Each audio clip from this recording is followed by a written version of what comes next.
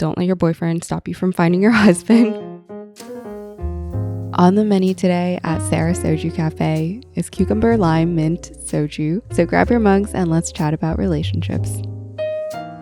Welcome back, Soju Shotties, to another episode of Soju with Sarah. Solo episode today. So we don't have James on the episode, and maybe it's a good thing because today we're talking about relationships. And I have been waiting to have this moment with you guys. When I first started this podcast, I really thought it'd be more like life, relationship, friendship, just like interpersonal advice. And I wanted to talk a lot about, my experience as a girl living her life, navigating her 20s. But it took so long. It's been like half a year. And this is like the first time I feel like I am sitting down to talk about relationships with you guys, just myself. And usually I have my boyfriend on. So when we do relationship talks, it's more about like long-term relationships, fostering a good, healthy relationship together. And today's the first time that I feel like I'm sitting down and giving you guys the tea, because there's a lot of tea to give and I'm ready to share. The title of today's episode is called Don't Let Your Boyfriend Stop You From Finding Your Husband, which I find is really funny. I see this a lot on social media comments, especially about relationships. Like I was on TikTok the other day and I saw this video of an older woman. She's probably in her 50s, 60s, maybe 70s. And she was talking about how she went to college specifically to find a husband. That was basically her objective, but she was kind of fronting as like a chemical engineer. And a lot of the comments were because she was talking about her relationship journey and the different boyfriends that she was finding and how she was very intentional about the type of man she wanted to marry, that the comments were so funny. They were all like, don't let your boyfriend stop you from finding your husband, girl, like you do you. And I wanted to do a video on that. And I'm not here to tell you to go break up with your boyfriend or try to find someone new. But I do think there's a lot to be said about being intentional in your relationship journey as you navigate dating and meeting different people and trying to figure out what is right for you. So I think this episode is going to be mainly about being honest with yourself and your relationships and deciphering what they serve and don't serve in your own life. Also, very quickly, drink of the day is a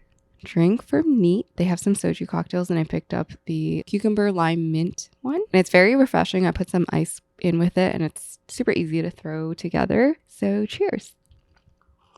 I am in my late 20s or almost late 20s now.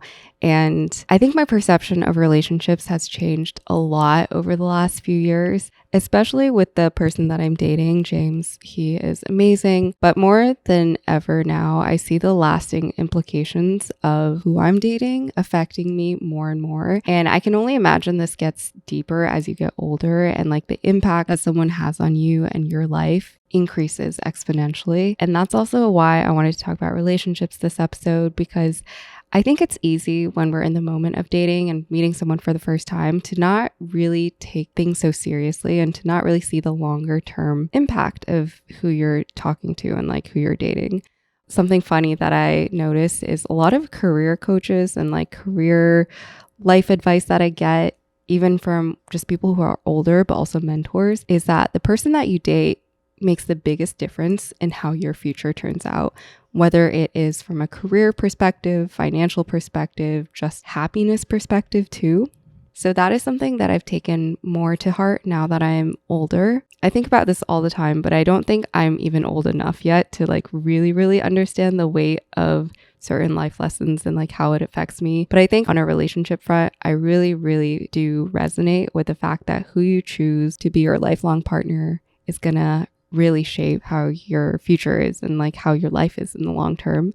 But going back to the TikTok that I watched and also my kind of messy, long-winded relationship journey, like pre-James, what I've learned is that dating is just like every other pillar in our lives: career, friendship, social life, family life. You really have to be intentional with it and understand who you're dating, but also why you're dating. With relationships especially, for most of us, we're probably going to be seriously seeing one person at a time. And so with friends, you can at least kind of allow different friends to fill different gaps of your life. But with relationships, it's pretty much one person fills up all of your gaps or most of the gaps that you want in your romantic life.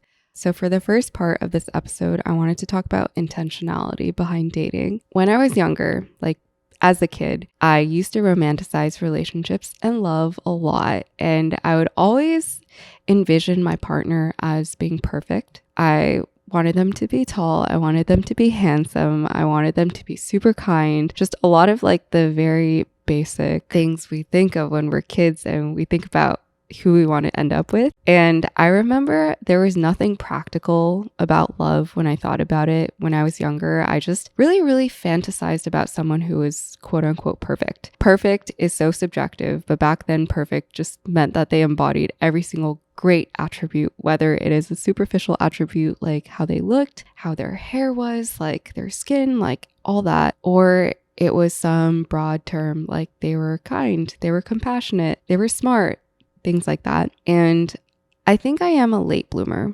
I think I'm a late bloomer in life because I focused a lot of my childhood and high school years on my academics. So I never gave myself the space to realize my own identity and also explore the dating space.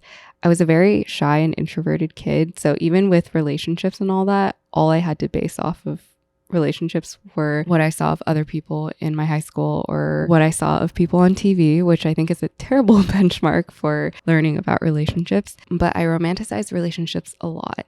And when I thought about the person that I was going to be with, I wanted them to be perfect. And when I thought about the person that I would be with my partner, I thought I needed to be perfect.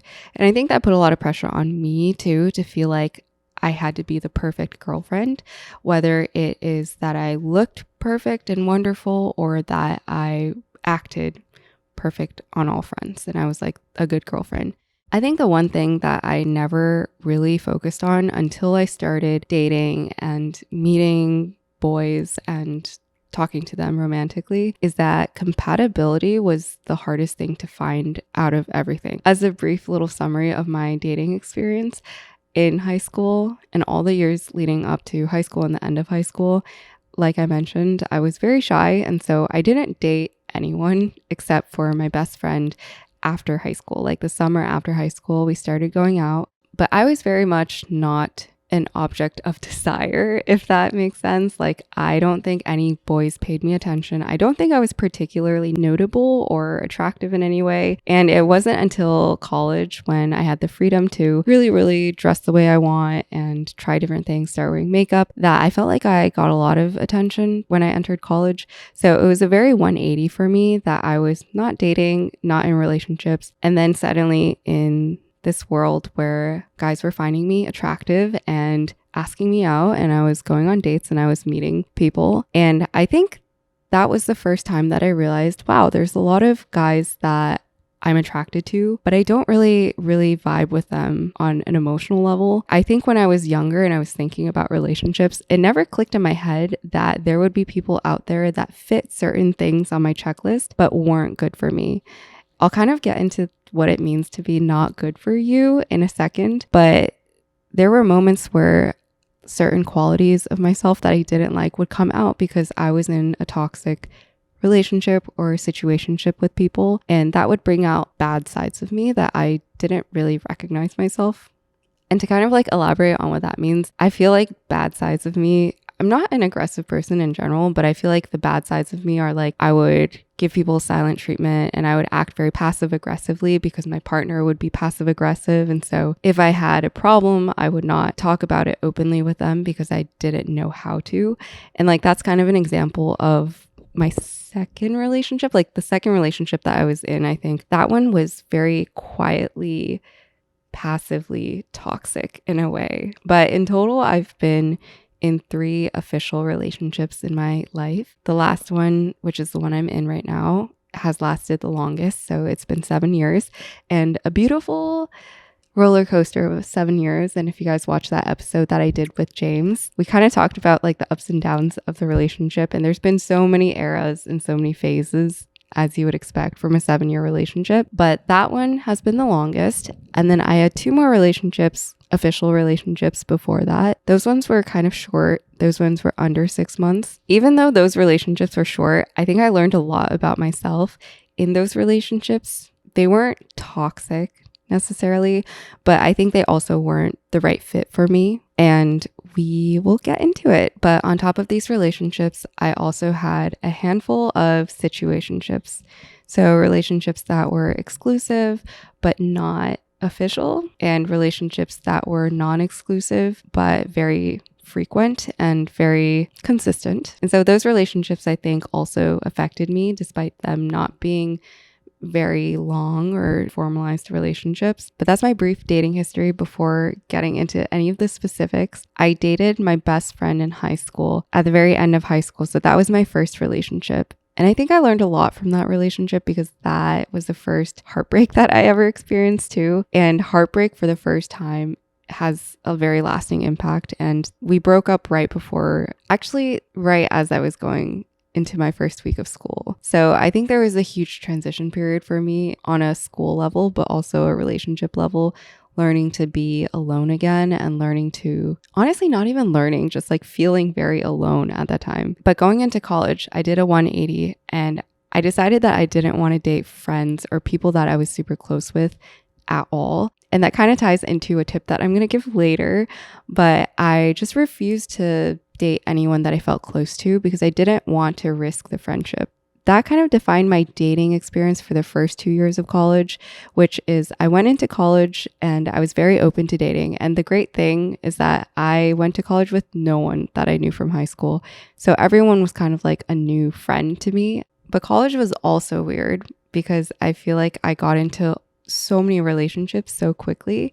I don't know how much I'm going to share in this like backstory stage, but the first week of college, I went into college and immediately got into a situationship like the second or third day of school. The idea of being a person of interest to people was very new to me. And so I also didn't really know how to navigate that space. Like I had never been pursued as a girl before, and it felt weird to get attention from multiple people.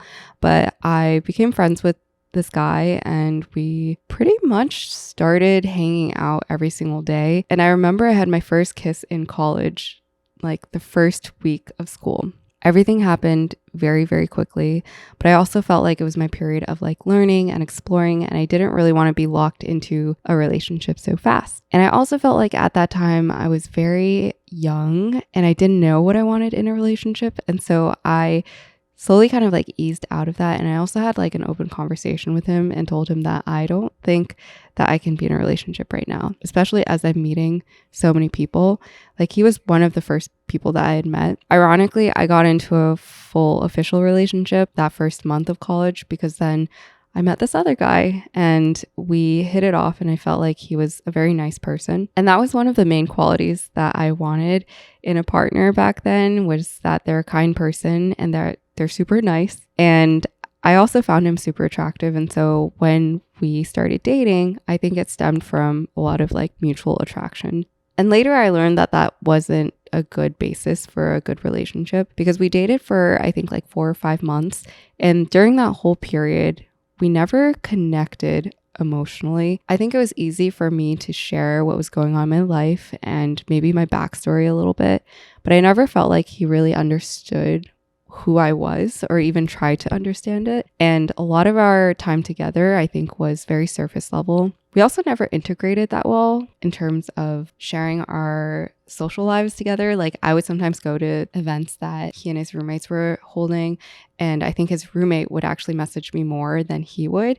And so it was just a very confusing period where I felt like he was a perfect person on paper, and he seemed so kind, so gentle, so honest and vulnerable with me. But then I just never felt like we ever had funny moments together, and we never connected on that deeper level.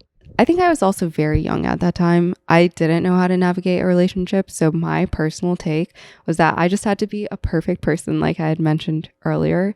And so I think I also never let my personality show that much. Like I was always so composed, never cracked the jokes that I wanted to crack. And I always felt very insecure if I were to like let myself leak out a little bit. But I think he was also the same. And so that's kind of the context of my first 2 relationships before I met James. And James and I started dating in junior year. So there was a good chunk of time in freshman year like towards the end of freshman year and my whole sophomore year, where I was just in a string of situationships. But before we get into those stories, today's episode is not about me spilling the tea on all my situationships. I wanted to talk about intentionality behind relationships. And to do that, I wanted to talk about some relationship don'ts. So I'm going to formally call this section Dating Don'ts by Sarah. Because I went into the dating space not having that much experience, I feel like my first few relationships and situationships were very confusing for me because I didn't exactly know what I wanted. And I also didn't know how to handle and navigate situations like how to connect with someone and how to make them appreciate you and how to resolve conflict and have arguments in a healthy way. But I'm not gonna lie, I also feel like the guys that I was dating, they also didn't know how to navigate all that. I think that was like the tone of a lot of my relationships, situationships. Also, the term situationship is so interesting because I feel like it just is a term to describe pretty much anything. Like when I say situationships, it could mean anything from like a hookup to a very long, like 6-month exclusive thing. I think I generally in the past never liked to make things exclusive unless I felt like there was potential for me and a partner.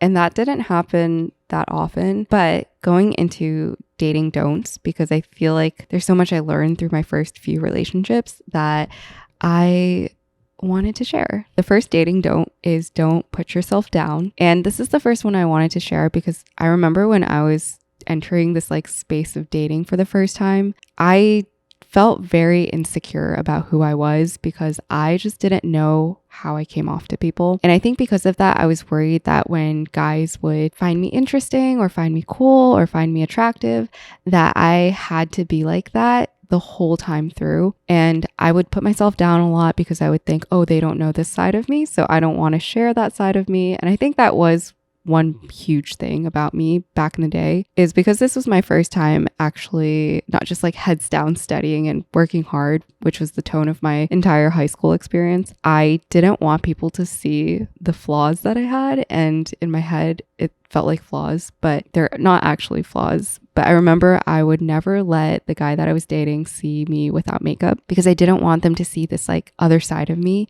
And I always felt like this other side of me was not good enough. And this other side being like me not wearing makeup, like me right out of bed.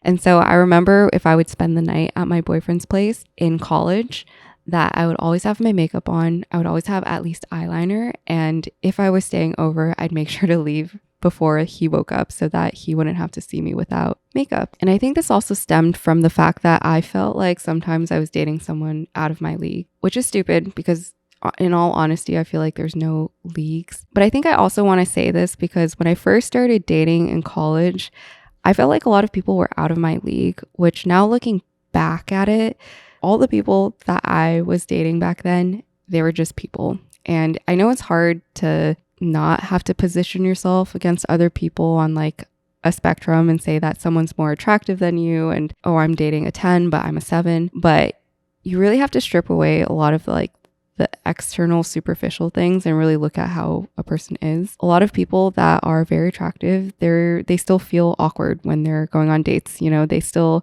maybe are insecure about something. I just think it's so easy when you're looking at yourself and the people that you're dating to put yourself down.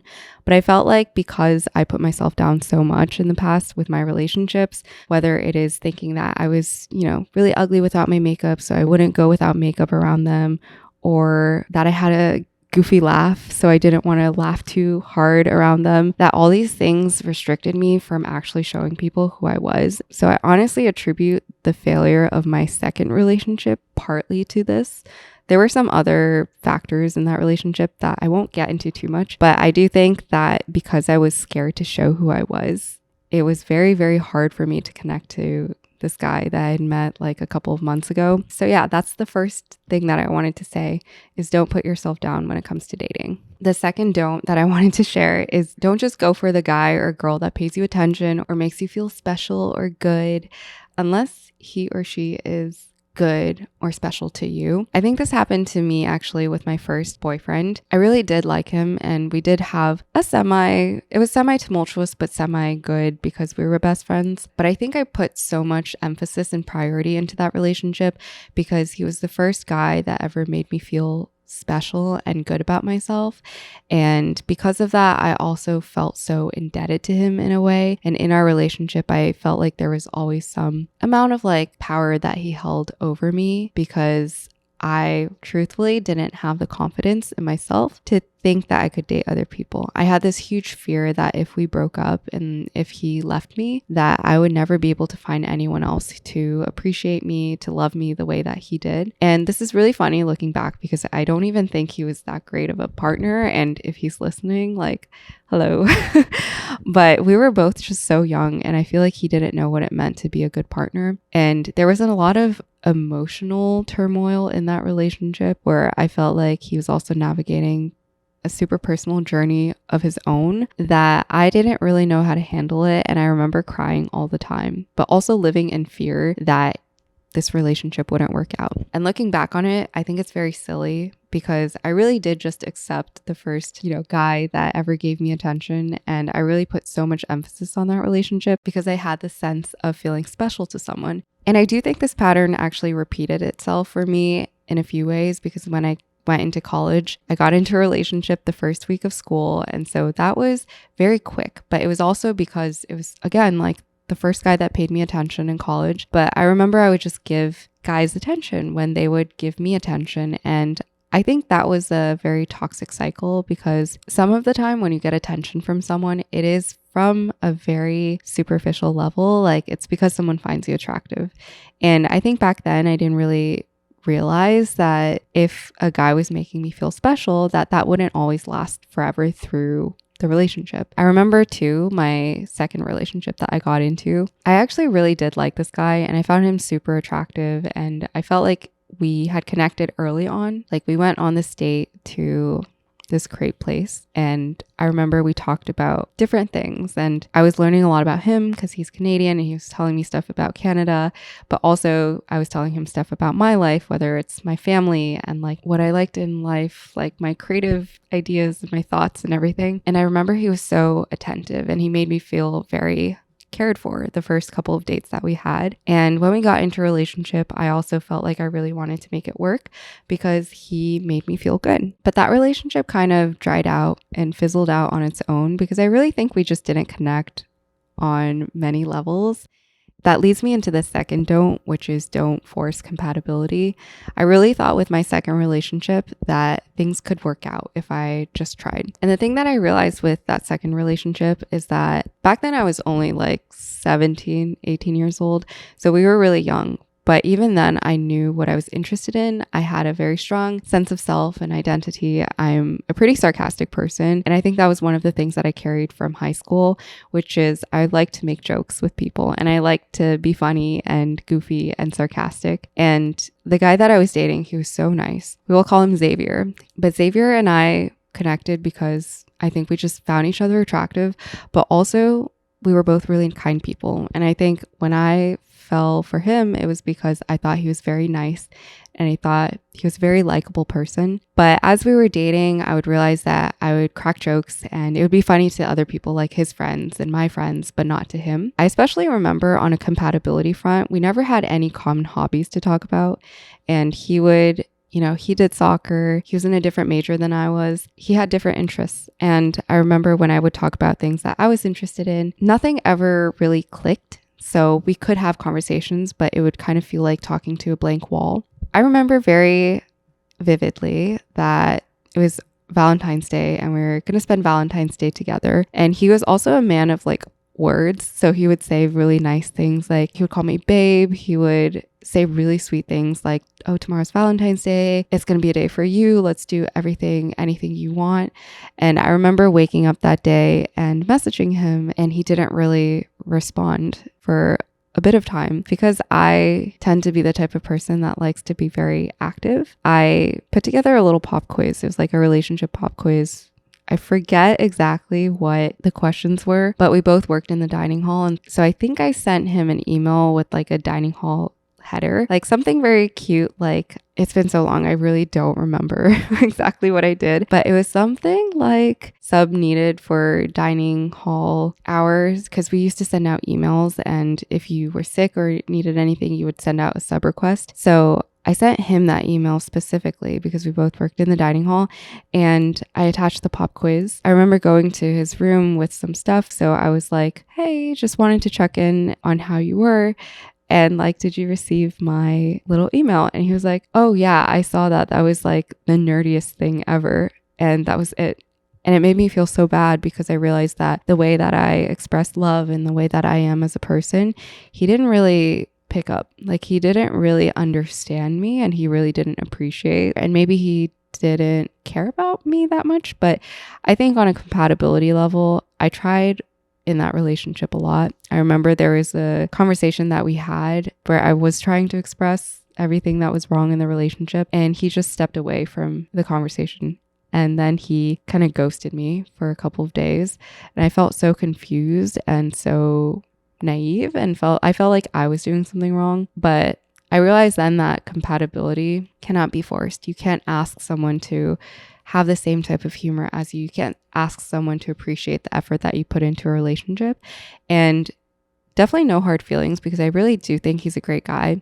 I just think that relationship wasn't for us because we are such different people. And I would always internally remark on the fact that he would never pick up on the jokes that I was saying. And I kind of like dampened my sarcasm a lot when I was with him. But that was the next lesson that I learned, which is you can't force compatibility, but also things like attraction and butterflies that you get with someone new, they don't last forever. And that being compatible on a communication front and then also a lifestyle front is really important. After that relationship, so after my second official relationship, I entered this very gray area where I didn't really want to be in full relationships, because since the beginning of college, I was locked down into situations or relationships, and I really just wanted to explore and experiment and like be with people and different types of people. The next don't get in relationships out of any of the following. So this is going to be a list. Don't get in a relationship out of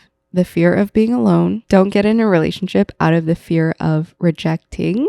Not rejection, or even rejection, but like I think this is true even about dates, not even just relationships. I think with dates, sometimes in college I would go on a date because I didn't know how to say no.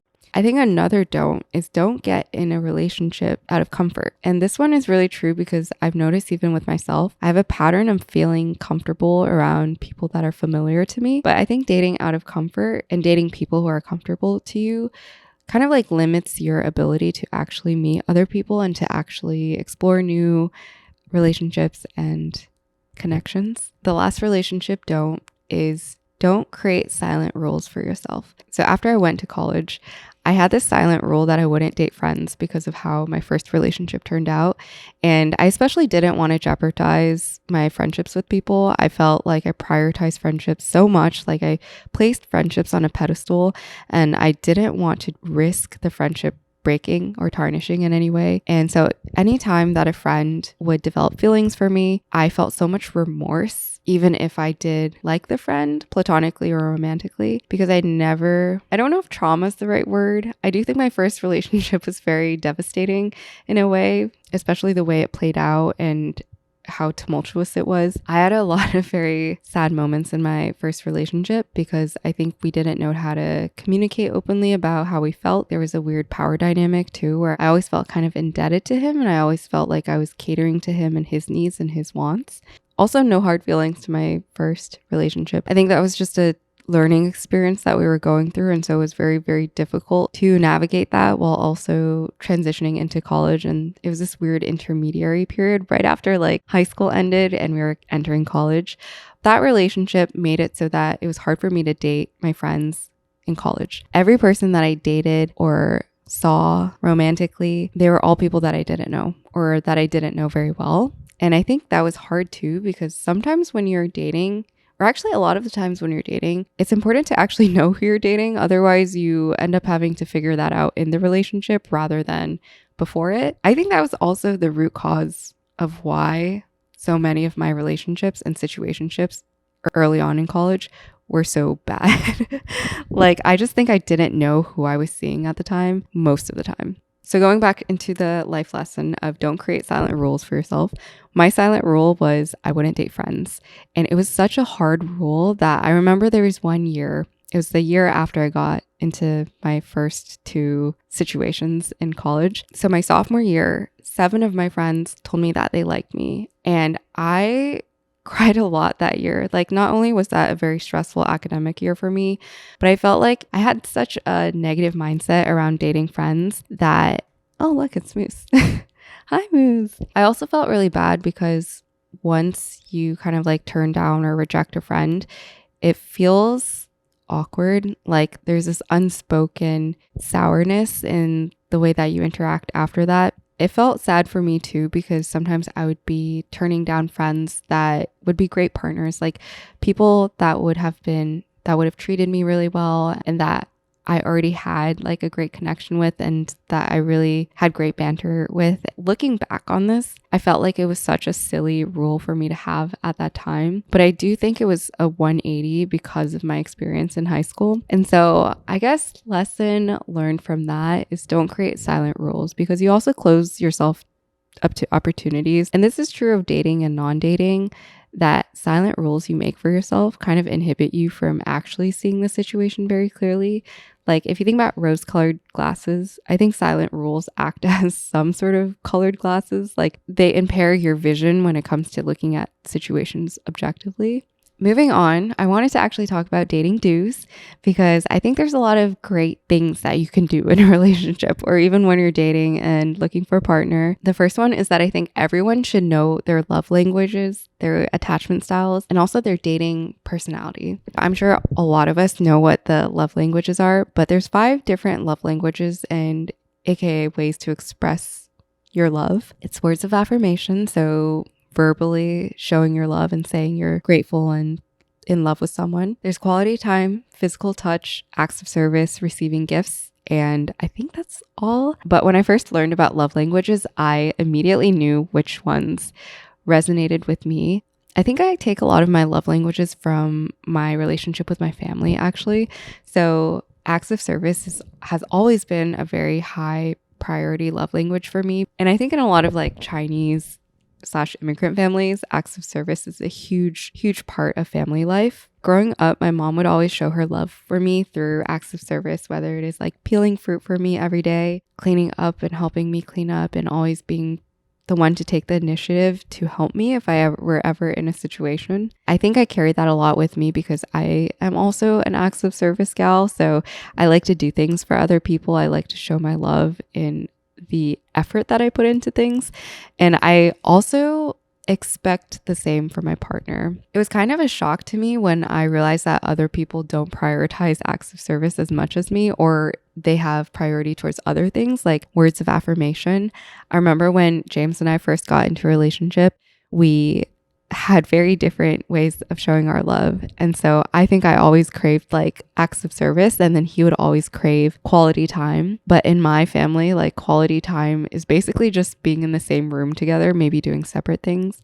But to James, when we first started dating, quality time meant spending that time very intentionally together. And I think that created some sort of rift. I don't even think it was a rift, but it was definitely a conversation topic and something that we had to navigate, which is figuring out how to share our love languages in a way that was fulfilling our desires in what we wanted our partner to do, but also expressing our love in the way that we wanted to. But understanding your love language is really important because it also makes you understand what your priorities are in a relationship.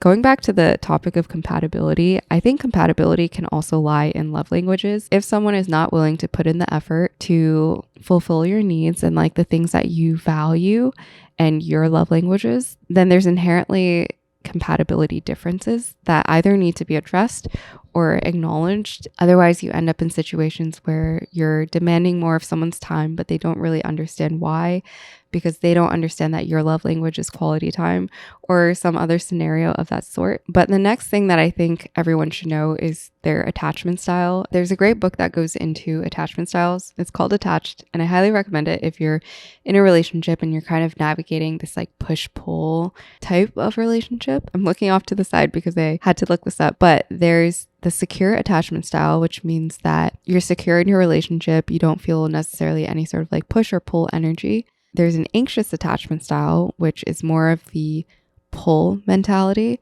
where you're constantly worried about your relationship, you're worried about your partner, you're worried about what they're doing, how they feel. You constantly crave that attention and that need to be validated, and you feel insecure about things. There's the avoidant attachment style, which means that you kind of push away at the relationship and you kind of push it further when things are going bad. You kind of want to avoid the situation, ignore what's going on, or kind of like put it off to the side. I'm looking at this website right now and it says disorganized attachment style. I don't explicitly remember reading about that. However, I think the primary three are secure, anxious, and avoidant. And the goal is to be a secure person. So to be secure in your relationship and to not really be too much of a push force or a pull force in the relationship. But it's especially bad in a relationship when it's an anxious avoidant matching or pairing, because the more someone pushes, the more someone pulls. So as someone who's been in a long-term relationship, I think it's actually really healthy to know what type of attachment style you are or that you have, because when it comes to your dynamic with your partner, you can really understand why your partner acts a certain way or why you act a certain way. And I think that really saved my relationship with James because, as I mentioned, we've been dating for 7 years. And in that period, especially right after college when we graduated, we were navigating a lot of life change, whether it's career change or living in different cities. And I remember I was super anxious at that time and James was super avoidant. And so anytime we would get into an argument or a disagreement or have a little bit of a debacle, I would remember feeling so needy. Like I remember I just wanted his validation so much. And I remember he would always ask for space and he would always kind of just avoid heavy topics like that. He would kind of push me away and be a little more far from me, like emotionally. And that was a very rough patch, but he found this book called Attached and he mailed it over to me when we were having these issues. We both read it and I think we realized immediately what attachment style we were. And that allowed us to talk a little bit about the solutions. I think when someone else tells you, in our case, that book told us what type of attachment style you are, it puts into perspective that some of the ways you act aren't necessarily inherent in you, but it's situational. Like you might be an avoidant person because of how you were raised, because your parents were a little more laissez-faire with you, because of other behaviors that you had as a kid. And so that helped us both kind of move towards the middle ground, which is being secure. I want to say we're both secure people now. It's been 7 years and we've gone just progressively better as a couple. We both have open communication when it comes to our differences and difficult conversations, and we never shy away from tough conversations, which I think is a huge sign that a relationship has moved forward and progress past this rough period of maybe like transition. I heard that at the 2 and the 7 year mark is especially when relationships come to a head. And I'm happy to say that we've gone over that hurdle and we are in the 7th year, but I don't see any big challenges coming our way. And I really do think knowing our attachment style helped so much with us getting past the 2-year hurdle. The last thing is dating personality. And I kind of just came up with this. I think across the board, most people are slightly different version of themselves when they are with someone romantic versus someone in their everyday life, whether it's your family or, your friends. But in relationships especially, I think there's certain attributes that get exacerbated. So you might be generally a very kind and giving person, but then in a relationship, you're particularly giving or you're very, very willing to compromise and sacrifice. So this one's a little bit broad to kind of like narrow down. I don't think I have many guidelines to talk about dating personality, but one of the personality traits that I think about a lot, because in most relationships, there's the giver and the taker. But I think thinking about maybe if you're the giver or taker is a good place to start. If you're the giver in a relationship, that probably means you're more willing to sacrifice, you're more willing to give up things, you're more willing to do things, put in the active effort and give in a relationship. And if you're a taker, that means you are more likely to take, like literally take, whether it's physical things like dinners or emotional things like how you're feeling and energy and things like that.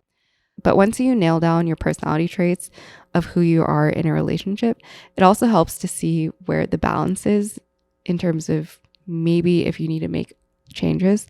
For me too, I feel like I'm really bad at texting in general. I feel like I'm very bad at keeping up with people, messaging people, but I'm very different in relationships where I'm a constant communicator. So I think one of my dating personalities is that I'm an overactive communicator, and sometimes to a fault, especially in my early relationships.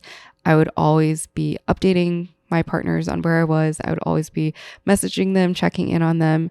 And to a certain degree, it might have been annoying. But reflecting on that personality trait, I understand where to kind of like balance out nowadays, because I know how I come off in a relationship is different than how I am in my other sectors of life. So I think on a whole, understanding your dating personality is important, because that personality might be very different from your everyday personality. The next one is do practice self-love. Something that I abide by nowadays is value yourself as much as you want to be valued by other people, because other people take you as the benchmark. If you treat yourself with no respect, then it's more likely that other people will see that and find it okay to treat you without respect. I remember in one of my relationships, I'd always be the one to apologize, and I'd always be the one to say that I had, it's my bad. I'm sorry. Can we move past this? And because I was not standing up for myself, my partner also wouldn't stand up for me. In all relationships, however you hold yourself, with respect or not with respect, is what other people will see and what other people will take as the cue in how they treat you. So that's just one that I wanted to throw in, because I think it's important to practice self-love.